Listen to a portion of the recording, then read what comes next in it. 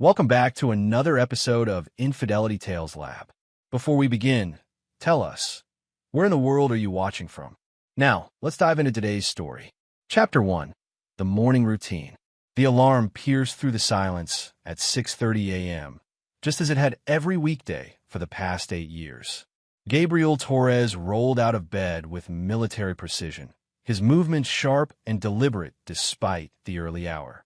At 35, he maintained the same discipline that had served him well during his 12 years as a Marine Corps sniper, and later as a private security consultant for high-profile clients. "Daddy, is Mommy ready?" 5-year-old Oliver bounded into the kitchen, his Batman pajamas wrinkled from sleep. The boy's dark hair stuck up at odd angles, a genetic gift from Gabriel's own stubborn locks. "She's getting dressed, buddy. Go brush your teeth while I make breakfast." Gabriel ruffled his son's hair, watching as Oliver scrambled toward the bathroom. The morning routine was sacred in the Torres household. Breakfast at 7, out the door by 7:30, Isabella at the train station by 8 for her commute to the city. Isabella emerged from their bedroom looking immaculate as always. Her auburn hair was pulled back in a sleek bun, her charcoal business suit pressed to perfection. At 32, she'd built an impressive career as a marketing director for a luxury hotel chain, often working late and traveling for conferences. Gabriel admired her ambition, even when it meant fewer family dinners. "Coffee's ready," Gabriel said, handing her the travel mug she preferred. Black, 2 sugars, just how she'd taken it since their college days at Northwestern. "Thanks, babe." Isabella kissed his cheek absently, already scrolling through her phone. "I might be late tonight. Big presentation tomorrow for the Henderson Group." Gabriel nodded, accustomed to her demanding schedule. He'd built his consulting business around flexibility, taking contracts that allowed him to be present for Oliver while Isabella climbed the corporate ladder. It was an arrangement that worked, or so he'd believed. The drive to Union Station took 25 minutes through Chicago's morning traffic. Oliver chattered about his upcoming school project on dinosaurs, while Isabella responded to emails in the passenger seat. Gabriel watched her in the rearview mirror, noting how she'd started wearing more makeup lately, how her work clothes had become more fashionable. "Bye, Mommy," Oliver called as Isabella climbed out at the departure zone. "Be good for Daddy," she said, blowing them both a kiss before disappearing into the crowd of commuters. The return trip was usually filled with Oliver's endless questions about everything from why the sky was blue to whether dinosaurs could swim. But today, something felt different. Gabriel caught his son staring out the window with unusual intensity, his small hands pressed against the glass. "What's on your mind, soldier?" Gabriel asked, using the nickname he'd given Oliver since the boy learned to walk. "Daddy," Oliver's voice was barely above a whisper. "When we go home, we need to be careful." Gabriel's training kicked in, the same instinct that had kept him alive through 3 tours in Afghanistan. His son's tone carried a weight that no 5-year-old should possess. "What do you mean, Oliver?" "It's about Mom." The boy's voice cracked slightly. "She does things when you're not there." Gabriel's hands tightened on the steering wheel. "What kind of things?" Oliver turned to face his father, his young eyes holding a seriousness that chilled Gabriel to the bone. "Promise you won't get mad at me." "I promise, buddy. Tell me what you've seen." "The mailman comes inside when you're not home. He stays for a long time. Mommy told me it's a secret game and I can't tell you." Oliver's words tumbled out in a rush. "But yesterday, I saw them in your bedroom through the crack in the door. They were wrestling without clothes on, and Mommy was making the same sound she makes when you wrestle with her at night." The world seemed to tilt on its axis. Gabriel pulled into a parking lot, his hands shaking slightly as he processed his son's innocent revelation. The mailman. Of course. Regular delivery schedule, familiar face, perfect cover. "Oliver, look at me." Gabriel turned in his seat, meeting his son's frightened gaze. "You did the right thing telling me. This isn't your fault, and I'm not mad at you. But from now on, when we see something that doesn't feel right, we keep it between us, okay?" The boy nodded solemnly. "Are you going to stop them from wrestling?" Gabriel's jaw clenched. "Yes, son. I'm going to stop them." Chapter 2. The Watching Game. They didn't go straight home. Instead, Gabriel drove to a nearby park where Oliver could play while his father's mind raced through possibilities and plans. 20 years of tactical training doesn't simply disappear because you've been betrayed by the person you trusted most. How long has the mailman been coming inside? Gabriel asked as Oliver climbed the jungle gym. Since before my birthday, Oliver replied, hanging upside down from the monkey bars. Maybe before Christmas too. 6 months. Maybe longer. Gabriel felt the familiar cold settle over him. The same detachment that had made him one of the military's most effective snipers. Emotion was a luxury he couldn't afford when calculating angles and wind speed, and it was a luxury he couldn't afford now. His phone buzzed with a text from Isabella. Forgot to mention, working late again tonight. Don't wait up. Love you. Gabriel stared at the message, analyzing it with new eyes. The timing was too convenient, the excuse too familiar. He wondered how many late nights had actually been spent with their mailman in his own bed. Daddy, can we go home now? Oliver asked, jogging back to the truck. Actually, I have a better idea. Want to play a game? Oliver's eyes lit up. What kind of game? It's called the watching game. We're going to park where we can see our house, but nobody can see us. Then we watch and see what happens. Gabriel drove to a position 3 blocks away, parking the truck behind a row of delivery vans that provided perfect concealment while maintaining a clear line of sight to their 2-story colonial home. He'd learned patience in the desert, spending hours motionless while waiting for the perfect shot. This was no different. They didn't have to wait long. At 10:47 a.m., a familiar blue postal truck turned onto their street. Gabriel recognized the driver immediately. Trevor Walsh, mid-20s, athletic build, the kind of cocky smile that women seem to find charming. Gabriel had always been polite to the man, even tipped him at Christmas. There's Mommy's friend, Oliver said quietly. Gabriel watched through binoculars as Trevor parked in their driveway, rather than on the street like a normal mail delivery. The man looked around cautiously before using what was clearly a house key to enter through the front door. 37 minutes. Gabriel murmured when Trevor finally emerged, his uniform slightly disheveled. The mailman locked the door behind him and drove away, whistling. Is the game over now, Daddy? Not yet, buddy. We're going to play this game a few more times. Over the next week, Gabriel documented everything. Trevor arrived every Tuesday and Thursday at approximately 10:45 a.m., always staying between 30 and 45 minutes. He had a key, suggesting this arrangement had been going on for some time. Gabriel photographed the license plate, the exact times, even managed to capture images of Trevor's face as he left their house.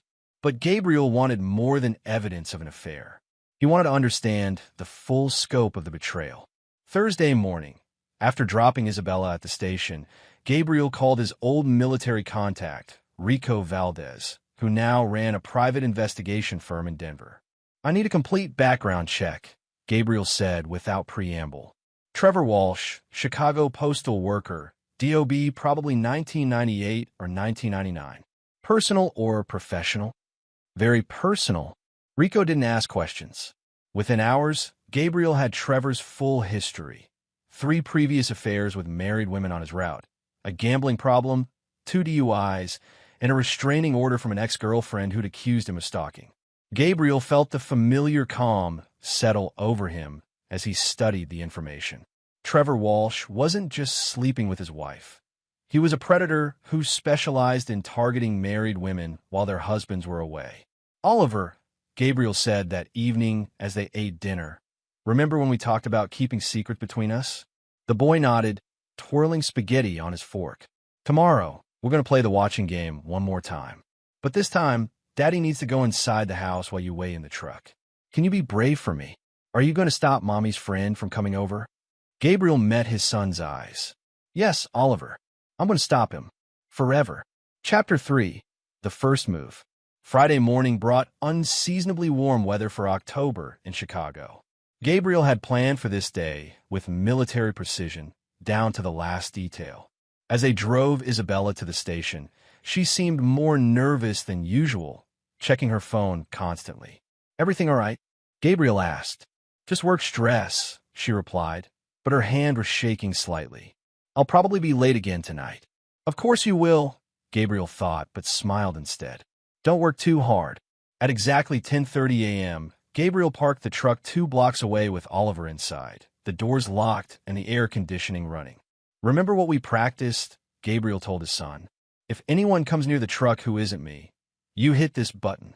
He showed Oliver the panic alarm on his keychain. Then you call Uncle Rico.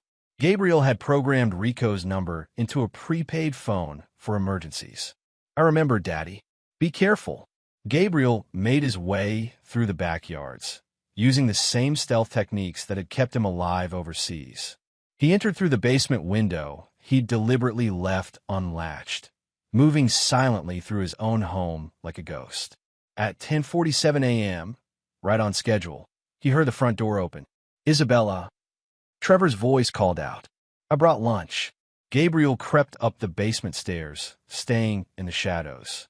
Through the kitchen doorway, he could see Trevor setting out Chinese takeout containers on the dining room table, the same table where Gabriel ate breakfast with his son every morning. When Trevor headed upstairs, probably to wait in the master bedroom, Gabriel followed. Surprise, Gabriel said quietly as he stepped into his own bedroom doorway. Trevor spun around, his face cycling through confusion, fear, and panic in rapid succession. He was already half undressed, his postal shirt hanging open. Gabriel, I was delivering. Trevor stammered. A package to my bedroom? While using the key my wife gave you. Gabriel's voice was conversational, almost friendly. Sit down, Trevor. Look, man, I can explain. I said sit down. Something in Gabriel's tone made Trevor comply immediately. He perched on the edge of the bed where Gabriel slept every night, where his son sometimes crawled in during thunderstorms. Gabriel pulled out his phone and showed Trevor the photographs. Thursday, October 3rd, 10:47 a.m. to 11:23 a.m.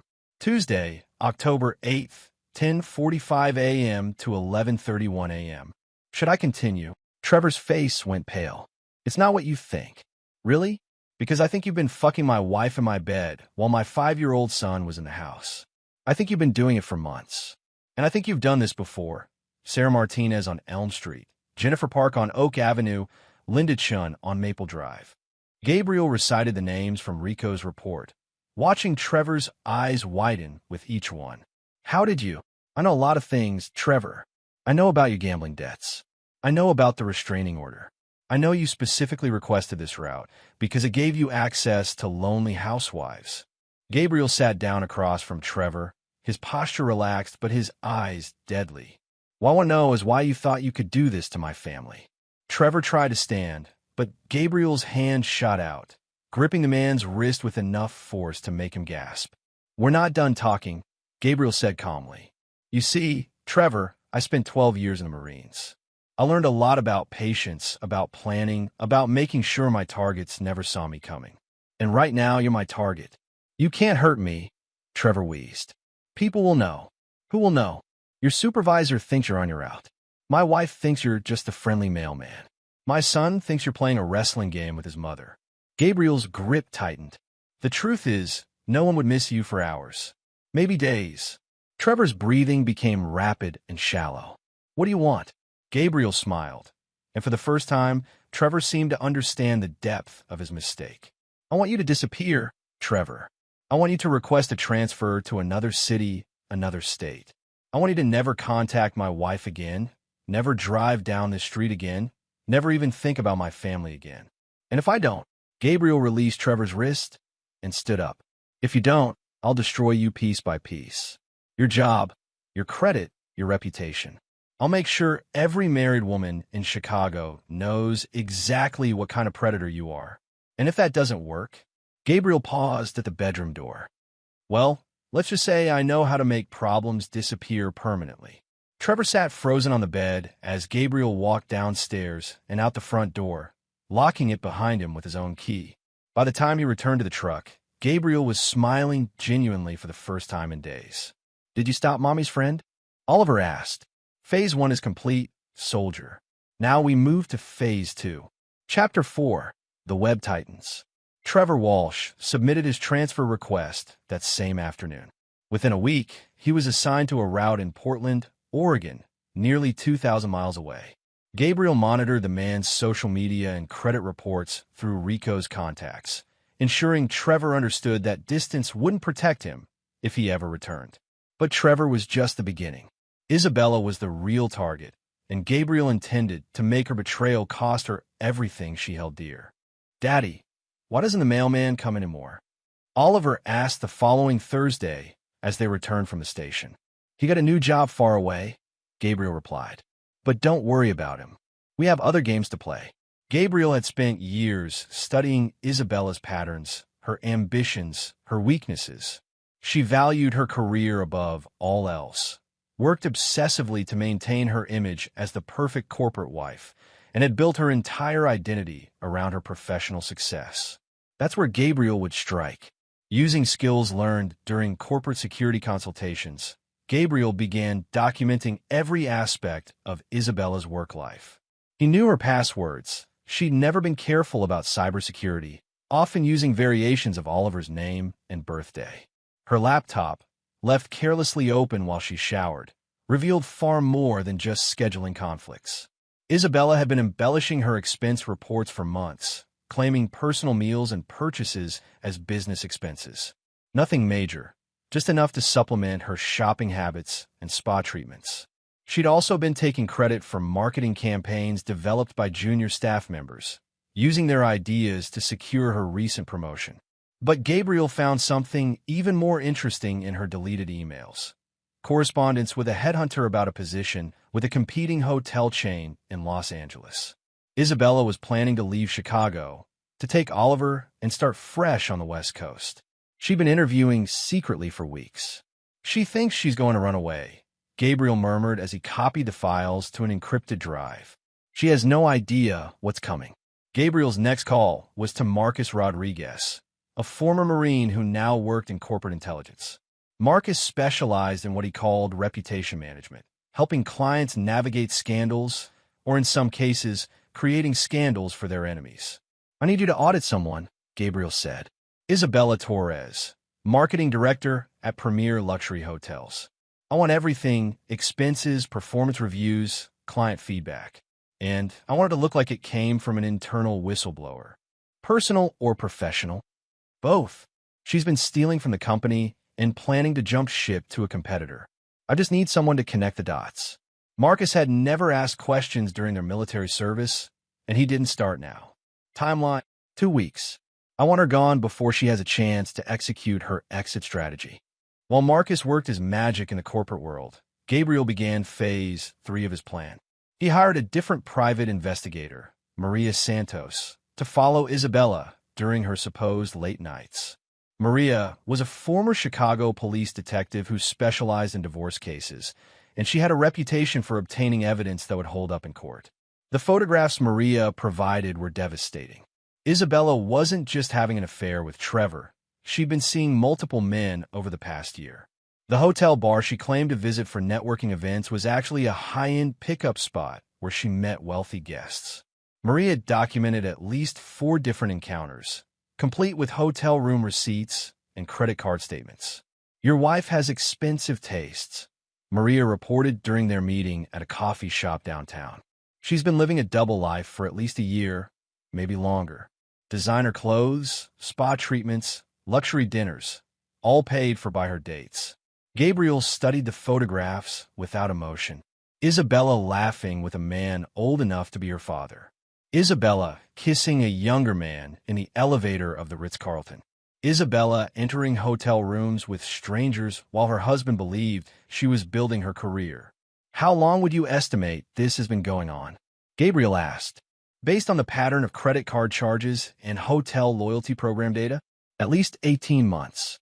Probably started around the time she got her promotion." Gabriel nodded, filing the information away. Isabella's betrayal wasn't just about Trevor. It was a systematic pattern of infidelity and deception that had begun long before the mailman entered their lives. "I need one more thing," Gabriel told Maria. "I need you to document her meeting with the headhunter. She's planning to leave the state with my son, and I need proof of her intentions." Maria smiled grimly. "Consider it done." Chapter 5. The Trap Springs. The first domino fell on a Wednesday morning. Isabella's phone rang as they were driving to the station, and Gabriel could hear the panic in her voice as she answered. What do you mean, there's an investigation? Isabella's face went white. I haven't done anything wrong. Gabriel kept his expression neutral as Isabella ended the call, her hands shaking. Problem at work? He asked innocently. Just some administrative nonsense. Nothing I can't handle. But Isabella's voice betrayed her fear. By the time Gabriel returned home after dropping Oliver at school, Isabella had called in sick and was frantically searching through her home office, shredding documents, and deleting files from her personal laptop. Too late, Gabriel thought as he watched through the window. Marcus had already provided copies of everything to Premier Luxury Hotel's internal audit team, along with an anonymous tip about Isabella's planned defection to their competitor. Gabriel's phone rang that afternoon. Rico's voice was tense. Your wife just hired a divorce attorney. Big gun from downtown, specializes in custody cases. Name? Patricia Kellerman. She's been calling around, trying to get dirt on you. Military records, financial history, anything she can use to paint you as unstable. Gabriel almost laughed. Isabella was still thinking like an amateur, trying to play defense when she should have been running. What do they find? Clean slate. Your records are sealed under national security provisions, and your financials show steady income from legitimate consulting work. She's got nothing. Good. Keep monitoring her communications. I want to know every move she makes. That evening, Isabella paced the kitchen while Gabriel cooked dinner, her professional composure completely shattered. Gabe, I need to ask you something, she said, her voice carefully controlled. If something happened to my job, would you support me while I look for something new? Gabriel looked up from the stove, feigning concern. Of course. What's wrong? There's been some kind of internal audit. Probably just routine, but you know how corporate politics can be. Isabella sat down at the kitchen table, wrapping her hands around a coffee mug. I might need to take some time off while things get sorted out. We'll figure it out, Gabriel assured her, placing a comforting hand on her shoulder. Family sticks together, right? Isabella nodded, tears threatening to spill over. Right. Family first. Gabriel squeezed her shoulder gently, thinking about the photographs in his safe, the recorded phone calls, the evidence of her planned escape with Oliver. Always. The second domino fell 3 days later. Isabella was terminated from her position at Premier Luxury Hotels, effective immediately. Security escorted her from the building with a box of personal items, her corporate credit cards confiscated, her access to company systems permanently revoked. Gabriel received the news from Marcus 30 minutes before Isabella's humiliated call. They're saying I falsified expense reports, Isabella sobbed over the phone. They're threatening to press charges unless I pay back what they claim I owe. How much? Gabriel asked, already knowing the answer. $47,000. Plus penalties. Gabe, I don't have that kind of money. We'll figure something out, Gabriel said calmly. Come home. We'll talk about it. But Isabella didn't come home. According to Maria's surveillance, she went straight to her attorney's office, then to a bank, then to a hotel bar, where she proceeded to drink herself into near unconsciousness.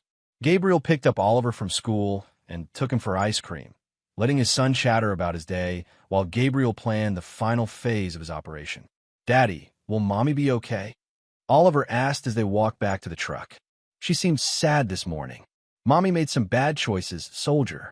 Sometimes when people make bad choices, they have to face consequences. Gabriel buckled Oliver in his car seat. But no matter what happens, you and I will always be okay. Oliver nodded solemnly. Because we're a team? Because we're a team, Gabriel confirmed. And teammates never betray each other. That night, Isabella stumbled through the front door at nearly midnight, reeking of alcohol and desperation. Gabriel was waiting in the living room, divorce papers spread across the coffee table. We need to talk, he said quietly. Chapter 6, The Reckoning. Isabella stood swaying in the doorway, her designer dress wrinkled, her makeup smeared from crying. For a moment, Gabriel almost felt sorry for her, almost. Then he remembered Oliver's innocent voice describing the wrestling games, and the feeling evaporated. You're drunk, Gabriel observed. I'm ruined. Isabella slurred, collapsing onto the couch. 20 years of building my career, and it's gone. All of it. Gabriel gestured to the papers on the coffee table. I know about Trevor. I know about the others. I know about Los Angeles. Isabella's head snapped up, her eyes trying to focus. What are you talking about? The mailman who had a key to our house. The businessman from the Ritz-Carlton. The venture capitalist from the Palmer House. Should I continue? Gabriel's voice remained calm, clinical. Or would you prefer to discuss your interview with Crawford Hotels in L.A.? The color drained from Isabella's face. How did you? I know everything, Isabella. Every lie, every betrayal, every time you looked me in the eye and lied about working late. Gabriel leaned forward. I know you were planning to take Oliver and disappear to California. I know you've been stealing from your company to fund your affairs. I know you hired Patricia Kellerman to try to destroy me in court. Isabella began to sob, the sound harsh and broken in the quiet house. I never meant for it to go this far. When did it start? Gabriel asked.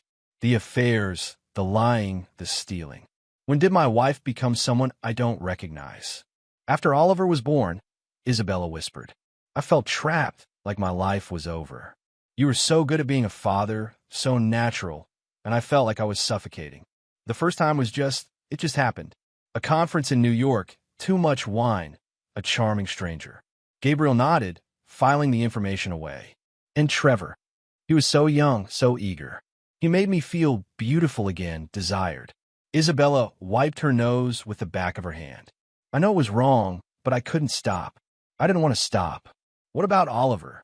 What about him? He saw you, Isabella. My 5-year-old son walked in on you and Trevor.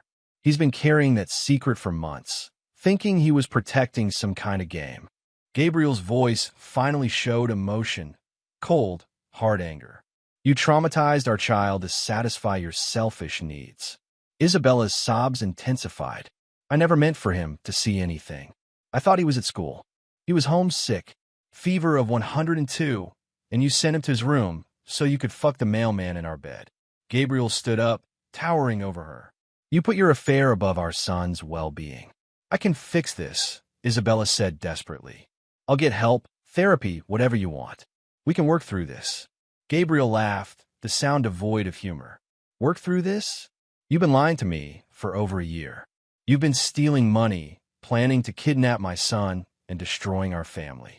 There is no working through this. He picked up the divorce papers and placed them in Isabella's lap. You're going to sign these. Tonight, you'll agree to joint custody with primary residence going to me. You'll liquidate your retirement account to pay back what you stole from Premier Hotels. And you'll never contest any of my decisions regarding Oliver's welfare. And if I don't, Gabriel pulled out his phone and showed her the photographs. Isabella stared at images of herself with various men, her face cycling through shock, horror, and resignation. If you don't, these go to your parents, your sister, your friends from college, and every contact in your professional network. I'll also make sure the DA's office receives evidence of your embezzlement, complete with documentation of how you use company funds to finance your affairs. Isabella stared at the photos, her hands shaking. You've been planning this for weeks. Months, Gabriel corrected. Ever since Oliver told me about the mailman. I've been very thorough, Isabella. I have recordings of your phone calls, copies of your bank statements, hotel receipts, everything. You have no cards left to play. What about Oliver? He needs his mother. Oliver needs stability, honesty, and parents who put his welfare first. You've proven you're incapable of any of those things. Gabriel sat back down, his posture relaxed but his eyes hard. You can be part of his life on weekends and holidays, under my supervision, if you agree to my terms. Or you can fight me and lose everything, including any chance of a relationship with your son. Isabella picked up the divorce papers with trembling hands. You're destroying our family. No, Isabella. You destroyed our family the first time you brought another man into our home. I'm just cleaning up the mess. She signed the papers with tears streaming down her face, her signature barely legible. When she finished, Gabriel took the documents and placed them in his briefcase. You have until tomorrow morning to pack whatever personal items you want to keep. After that, you're not welcome in this house. Gabriel stood up and walked toward the stairs. Oh, and Isabella, if you ever try to take Oliver away from me, if you ever put him in danger again, I will hunt you down and make you disappear. That's not a threat, it's a promise. Isabella remained on the couch, sobbing into her hands, as Gabriel went upstairs to check on his sleeping son. Chapter 7, New Beginnings. 3 months later, Gabriel stood in the kitchen making breakfast while Oliver practiced reading at the table. The morning routine had evolved. No more trips to the train station, no more walking on eggshells around Isabella's moods. Just father and son, building a life based on honesty and mutual respect. "Daddy, will Mommy come to my birthday party?" Oliver asked, sounding up from his book. "If she wants to," Gabriel replied, though he doubted Isabella would show. She'd missed 2 scheduled visitations already, sending apologetic texts about needing time to get her life together. Isabella had moved to Milwaukee, taking a job with a small marketing firm that was willing to overlook her professional scandal. She lived in a studio apartment and drove a 10-year-old Honda, a far cry from the luxury lifestyle she'd maintained during her affair phase. Gabriel received court-mandated reports on her progress. She was attending therapy, working to pay back the money she'd stolen, and had apparently ended all romantic relationships. Dr. Martinez says it's normal for kids to have mixed feelings about divorce, Oliver announced, returning to his book. Gabriel smiled. The child psychologist had been Oliver's idea. The boy had asked why he felt sad about Mommy leaving when he was also happy that the wrestling games were over. Dr. Martinez was helping Oliver process the complex emotions that came with watching his family dissolve. "What did you tell her yesterday?" Gabriel asked. "That I'm glad you and Mommy don't fight anymore, but I miss having 2 parents who live in the same house." Oliver looked up with serious eyes. "Is that okay?" "It's very okay, soldier. You're allowed to have complicated feelings about complicated situations." Gabriel's phone buzzed with a text from Rico. "Package delivered. All clean." Gabriel deleted the message, satisfied. Rico had just confirmed that Trevor Walsh's new life in Portland had been thoroughly disrupted. The predatory mailman had been arrested for stalking a married woman on his new route. Apparently, some habits were hard to break. The arrest, combined with Gabriel's anonymous tips to the Postal Service about Trevor's pattern of affairs, had resulted in termination and a federal investigation into mail fraud. Trevor would never threaten another family. Gabriel's consulting business had expanded significantly since the divorce. Word had spread through private security circles about his expertise in personal protection services, and he'd been hired by 3 other betrayed spouses to investigate and document their partners' infidelities. Gabriel found the work satisfying, helping people uncover the truth and protect their children from narcissistic, destructive parents. "Daddy, someone's at the door," Oliver called from the living room. Gabriel checked the security monitor and frowned. Isabella stood on the front porch, looking nervous and carrying a wrapped present. "It's Mommy," Gabriel told Oliver, who immediately brightened. Isabella had lost weight, her once perfect appearance replaced by a more natural, subdued look. She wore jeans and a simple sweater, her hair pulled back in a ponytail instead of her trademark business-appropriate bun. "Hi," she said quietly when Gabriel opened the door. "You're 3 hours early," Gabriel observed. "And we haven't confirmed this visit." "I know. I was hoping we could talk before I spend time with Oliver." Isabella's voice was different, smaller, less confident. "I have something I need to say." Gabriel studied her for a long moment, then stepped aside. "Oliver, Mommy's here for a visit. Why don't you show her your dinosaur project?" As Oliver dragged his mother toward his display of plastic dinosaurs, Gabriel remained vigilant. Trust, once broken, couldn't be rebuilt with simple apologies and changed behavior. Isabella would have to prove herself over time, if she ever could. "This is amazing, honey," Isabella told Oliver, examining his carefully arranged dinosaur habitat. "Tell me about this one." "That's a velociraptor. They hunted in packs and were super smart. Daddy says they're like military teams because they work together." Oliver launched into an enthusiastic explanation, and for a moment, Gabriel could see the shadow of the family they might have been. After an hour of playing with Oliver, Isabella approached Gabriel in the kitchen. "I've been thinking about what you said that night," she began. About Oliver needing parents who put his welfare first. I realize I never did that. I put my needs, my wants, my selfish desires above everything else. Gabriel continued washing dishes, letting her talk. I don't expect forgiveness. I don't expect us to get back together. But I want you to know that I'm trying to become someone worthy of being Oliver's mother. Isabella's voice was steady, sincere. I'm in therapy twice a week. I paid back everything I stole. I haven't been with anyone since we signed the papers. Good for you, Gabriel said neutrally. I know it doesn't fix anything. I know I destroyed something beautiful and precious, and I'll regret that for the rest of my life. Isabella wiped her eyes. But Oliver is innocent in all this. He deserves better than what I gave him. Gabriel turned to face her. He deserves a mother who chooses him over her own convenience. Every time, without question. I know, and I'm trying to learn how to be that person. Gabriel nodded slowly. Then keep trying. Prove it with actions, not words. Show up when you say you will. Put his needs first. Be honest about your limitations. He paused. And never, ever bring another man around him unless you're prepared to make that a permanent relationship. Understand. I hope you do, because there won't be another chance after this. Disappoint him again, and you'll lose him forever. Isabella nodded, tears flowing freely. I won't let him down. Gabriel watched as she returned to Oliver, sitting on the floor to examine his latest Lego creation. Time would tell if Isabella could truly change, or if this was just another performance designed to manipulate the situation to her advantage. Either way, Gabriel would be watching. Chapter 8, The Final Test. 1 year after the divorce was finalized, Gabriel received an unexpected call from Patricia Kellerman, Isabella's former attorney. Mr. Torres, I have an unusual situation I'd like to discuss with you, the lawyer said. It concerns your ex-wife. Gabriel was immediately suspicious.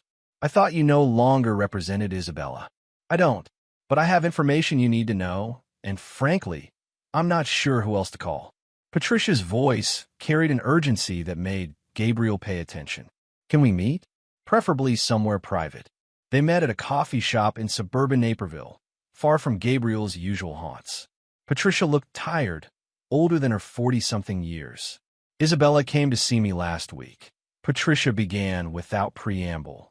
She wanted to know if there was any way to modify the custody agreement to give her primary residence of Oliver. Gabriel's blood turned cold. On what grounds? That's just it. She didn't have grounds.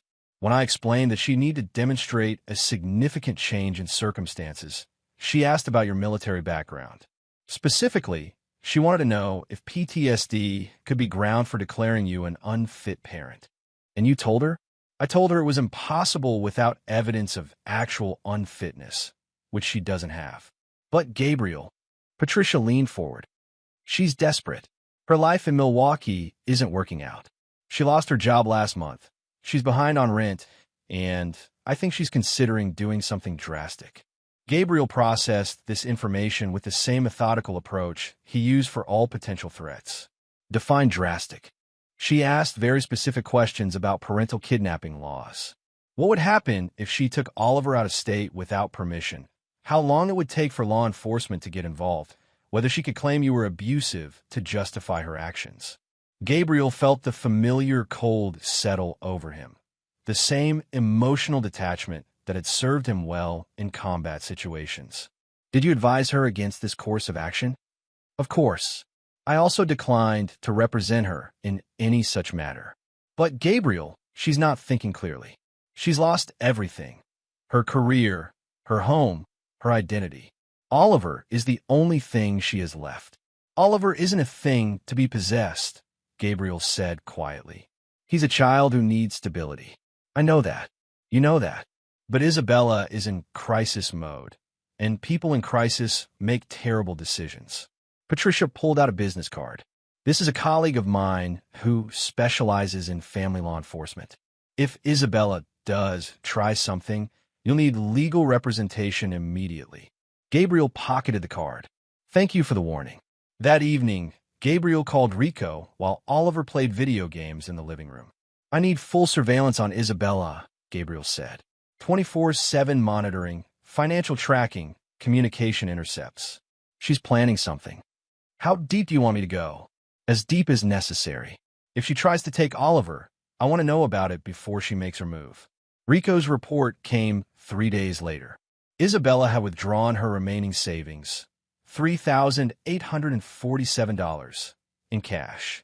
She'd researched bus routes from Chicago to cities without extradition agreements with Illinois. Most tellingly, she'd purchased a prepaid cell phone and had been calling Oliver's school, asking detailed questions about security procedures and pickup protocols. Gabriel immediately contacted Oliver's principal, Mrs. Henderson, a sharp-eyed woman who'd run the elementary school for 15 years. "I need to add some names to Oliver's authorized pickup list," Gabriel explained during their meeting. "And I need to remove his mother temporarily." Mrs. Henderson raised an eyebrow. "Is there a safety concern?" "Potentially. Isabella has been asking about school security, and I have reason to believe she might attempt to take Oliver without permission." Gabriel showed her the court documents establishing his primary custody. "Until further notice, only I or my designated emergency contacts should be allowed to take Oliver from school. Of course, we'll update his file immediately and alert all staff." Mrs. Henderson made notes in Oliver's permanent record. "Should we be concerned about pickup attempts after hours? Isabella knows our routine.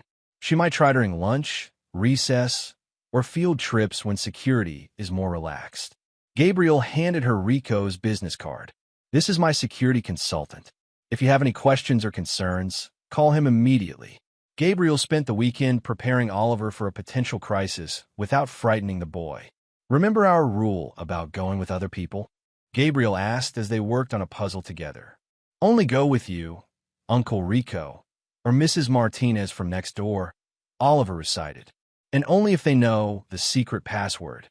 And if someone tries to make you go with them anyway, scream, fight, and run toward other grown-ups." Oliver looked up from the puzzle. "Are you worried about something, Daddy?" Gabriel ruffled his son's hair. "Just being careful, soldier. Good fathers always have backup plans." The attempt came on Tuesday afternoon. Gabriel was in a client meeting when his phone buzzed with an emergency alert from the school. He excused himself and called Mrs. Henderson immediately. Isabella showed up during lunch recess, the principal reported. She told the playground supervisor she was here to pick up Oliver for a dentist appointment. When the supervisor asked for written authorization, Isabella became agitated and claimed there was a family emergency. "Where is she now?" Security walked her off the property. She kept insisting she had a right to see her son, but when we showed her the updated pickup restrictions, she left. Mrs. Henderson paused. "Gabriel," she seemed unstable, angry and desperate. "Is Oliver okay?" "He's fine. He was in the library during lunch, so he didn't see any of it." "But Gabriel, I think you should consider involving the police." Gabriel was already walking to his truck. "I'll be there in 10 minutes. He found Oliver in the principal's office, reading a book and seemingly unaware of the drama that had unfolded. Gabriel's heart clenched as he looked at his son, innocent, trusting, completely dependent on the adults in his life to keep him safe. "Hey, soldier, ready to go home? Already? But I didn't finish my math worksheet." "We'll finish it at home," Gabriel promised, helping Oliver gather his backpack. As they walked to the truck, Gabriel spotted Isabella's Honda parked across the street from the school. She was sitting behind the wheel, staring at them through the windshield. When she realized Gabriel had seen her, she started the engine and drove away. Gabriel made a decision that would determine the final outcome of his war with Isabella. Chapter 9. Endgame. Gabriel called 911 from the school parking lot, reporting attempted kidnapping and a violation of custody orders. By the time he and Oliver reached home, 2 police cruisers were waiting in their driveway. "Mr. Torres? I'm Detective Sarah Williams. We need to discuss your ex-wife's behavior today." Gabriel invited the officers inside, while Oliver went to his room to work on homework. In the living room, Gabriel laid out the complete file he'd been building on Isabella's instability, the failed pickup attempt, her recent job loss, the legal consultation about changing custody, and the surveillance evidence of her planning. "She's been escalating," Gabriel explained. "First the questions about my fitness as a parent, then researching parental kidnapping laws, now attempting to take Oliver from school without authorization. Detective Williams studied the documents. This is very thorough. You've been monitoring her activities? I have a private investigator on retainer. Given Isabella's history of deception and her recent desperate circumstances, I felt it was necessary to protect my son. We'll issue a warrant for her arrest, Detective Williams decided. Attempted kidnapping, violation of custody orders, and harassment. Do you have a current address? Gabriel provided Isabella's Milwaukee apartment information, knowing it was probably too late. Rico had reported that Isabella hadn't returned to her apartment since morning, and her car wasn't in its assigned parking space. The detective's radio crackled with an update. Isabella's Honda had been spotted at Chicago O'Hare Airport, abandoned in the long-term parking garage. Airport security was reviewing footage to determine if she'd boarded a flight. She's running, Gabriel realized. She knows she's burned all her bridges. But Gabriel had underestimated Isabella's desperation. At 9:47 p.m., while Oliver slept and Gabriel reviewed security footage with Rico, the power went out. The backup generator kicked in immediately, but Gabriel knew the outage wasn't coincidental. She's here, Gabriel told Rico, his voice deadly calm. Take Oliver to the safe room. Gabriel had converted the basement panic room during the divorce proceedings, installing it ostensibly for general security, but really in anticipation of this exact scenario. Rico swept Oliver from his bed and carried the sleepy boy downstairs while Gabriel armed himself and checked the perimeter. Isabella had learned some tradecraft during their marriage, absorbing Gabriel's security lessons through osmosis. She'd cut the power at the street transformer, approached through the neighbor's backyard, and disabled the rear motion sensors. But she'd made one crucial mistake. She didn't know about the infrared cameras Gabriel had installed after the divorce. Gabriel watched on his tablet as Isabella tried to jimmy the basement window she'd seen him use months earlier. She'd lost weight, making her more agile, and she moved with the desperation of someone who had nothing left to lose. Gabriel could have called the police, could have waited for backup, could have handled this through official channels. Instead, he chose to end it personally. He opened the basement door silently, moving through his own house like a ghost. Isabella was halfway through the window when Gabriel spoke. Hello, Isabella. She spun around, losing her balance and falling into the basement in a tangle of limbs. Gabriel descended the stairs slowly, taking his time. This is breaking and entering, Gabriel observed conversationally. Also stalking, attempted kidnapping, and violation of a restraining order. Isabella struggled to her feet, her face wild with desperation. I want my son. He's not your son anymore. You gave up that right when you chose strangers over your family. I made mistakes, Isabella screamed. People make mistakes. That doesn't mean I should lose my child forever. Gabriel studied her with clinical detachment. Isabella's hair was unwashed, her clothes wrinkled and stained. She'd lost more weight than was healthy, and her eyes had the manic gleam of someone who'd stopped sleeping regularly. You didn't make mistakes, Isabella. You made choices. Deliberate, selfish choices over and over again for more than a year. Gabriel moved closer, backing her against the basement wall. You chose to betray your marriage. You chose to traumatize Oliver. You chose to steal money to fund your affairs. And now you're choosing to become a criminal rather than accept the consequences of your actions. I'm his mother. You're a stranger who shares his DNA. A real mother protects her child, puts his needs first, creates stability and security. Gabriel's voice remained calm, but his eyes were hard as steel. You've done none of those things. You've brought chaos and pain into his life at every opportunity. Isabella pulled a knife from her jacket, a small utility blade that would be more dangerous to herself than to Gabriel. I'm taking him with me. Tonight, I'll disappear, and you'll never find us. Gabriel almost smiled. Isabella, I spent 12 years hunting people who didn't want to be found. You lasted 6 hours as a fugitive before abandoning your car at the airport. You think you can hide from me with a 5-year-old in tow? I'll do whatever it takes. No, you won't. Because you're not willing to actually sacrifice for Oliver. You never were. Gabriel took another step forward, ignoring the knife. If you were really willing to do anything for him, You would have ended your affairs when he walked in on you and Trevor. You would have chosen your family over your selfish desires. You would have put his emotional well-being above your own pleasure. Isabella raised the knife, her hand shaking. Stay back. You want to know the truth, Isabella? Oliver doesn't ask about you anymore. He's happier without you. More secure, more confident, better adjusted. Gabriel's words hit her like physical blows. He's building a life based on honesty and stability, and you're not part of it. You're just a reminder of chaos and pain. That's not true. But Isabella's voice cracked, betraying her knowledge that Gabriel was right. Dr. Martinez says Oliver has been processing his trauma beautifully. He understands that adults sometimes make bad choices, and he's learned to recognize healthy relationships versus toxic ones. Gabriel was close enough now to take the knife away from her, but he didn't. He's learned that people who really love him don't lie to him, don't put him in danger, don't use him as a weapon in their personal wars. Isabella's arm dropped, the knife clattering to the concrete floor. I wanted to matter to someone. You mattered to Oliver. You mattered to me. But you threw that away for validation from strangers. Gabriel picked up the knife and slipped it into his pocket. And now you're going to prison. Police sirens wailed in the distance, growing closer. Rico had called for backup the moment Isabella entered the house. They'll give you 3 to 5 years for attempted kidnapping. Gabriel continued conversationally. By the time you get out, Oliver will be 10 years old. He won't remember you clearly, and he'll have no interest in reconnecting with someone who tried to steal him from his father. Isabella collapsed against the basement wall, sliding down to sit on the cold floor. I've lost everything. Yes, you have. Because you chose short-term pleasure over long-term happiness. You chose lies over truth.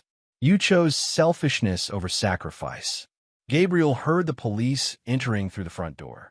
And most importantly, you chose to see Oliver as your possession rather than your responsibility. Detective Williams appeared at the top of the basement stairs, followed by 2 officers with drawn weapons. She's unarmed, Gabriel called up, and ready to surrender. As the officers placed Isabella in handcuffs, she looked at Gabriel one last time. Will you tell Oliver I love him? Gabriel considered the question seriously. No, love is action, not words. If you loved him, you would have made different choices. He turned away as they led her upstairs. Actions have consequences, Isabella. Finally, after the police left and the house was secure, Gabriel found Oliver in the safe room, reading a book while Rico played on his phone. Is everything okay now, Daddy? Oliver asked without looking up from his story. Everything's fine, soldier. Mommy won't be bothering us anymore. Oliver nodded and returned to his book, accepting the news with the resilience that had carried him through his parents' divorce and his mother's abandonment. Gabriel watched his son read, thinking about the choices that had led them to this moment. Isabella would spend the next several years in prison, and when she was released, Oliver would be old enough to decide for himself whether he wanted a relationship with her. Gabriel suspected the answer would be no. Some betrayals couldn't be forgiven. Some trust, once broken, could never be repaired. And some people, when given the choice between their children's well-being and their own desires, would always choose themselves. Gabriel had learned those lessons in the Marines, where a single act of selfishness could get your entire squad killed. Now he'd taught them to his son, who would grow up understanding that loyalty, honesty, and sacrifice were the foundations of any meaningful relationship. Ready to go upstairs? Gabriel asked. Can we have hot chocolate? Oliver asked hopefully. Absolutely. As they climbed the basement stairs together, Gabriel reflected on the war he'd just won. Isabella was gone, Oliver was safe, and their life could finally move forward without the shadow of betrayal hanging over them. He'd kept his promise to himself and to his son,